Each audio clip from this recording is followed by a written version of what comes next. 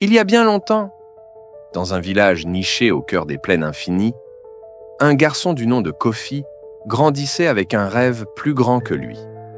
Il ne voulait pas seulement être rapide, il voulait être le plus rapide. Plus rapide que les guerriers de son village, plus rapide que les gazelles des savanes, et même plus rapide que le vent lui-même. Chaque matin, avant même que le soleil ne s'élève complètement dans le ciel, Kofi s'élançait à travers la savane. Ses pieds nus frôlèrent la terre rouge, soulevant des nuages de poussière dorée. Il courait, encore et encore, persuadé qu'un jour, il surpasserait même les esprits du vent. « Je serai le plus rapide », se répétait-il encore et encore. Mais l'ambition de Kofi dépassait ce que le village avait connu.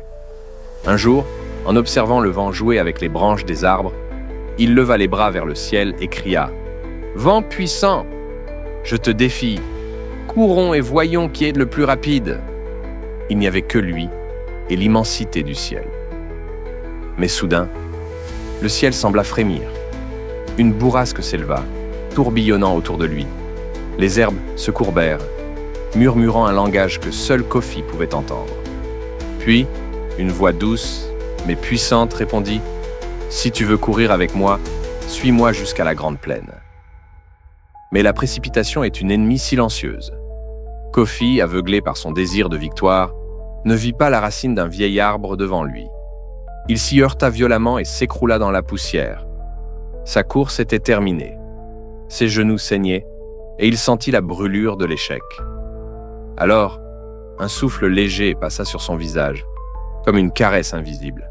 « Tu ne peux pas me battre en te précipitant, » murmura le vent. « La vitesse sans sagesse mène à la chute. Moi, je connais chaque brise, chaque courant. Apprends d'abord à écouter, puis à courir. » Kofi baissa les yeux. Il comprit enfin. Il s'était élancé sans comprendre, sans se préparer. Il n'avait pas perdu contre le vent. Il avait perdu contre lui-même.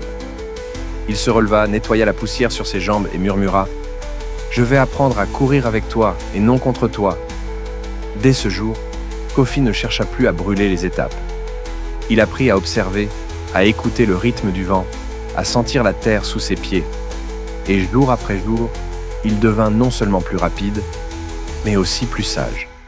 Les années passèrent et Kofi devint un maître de la course. Il n'avait pas vaincu le vent. Il avait appris à courir avec lui.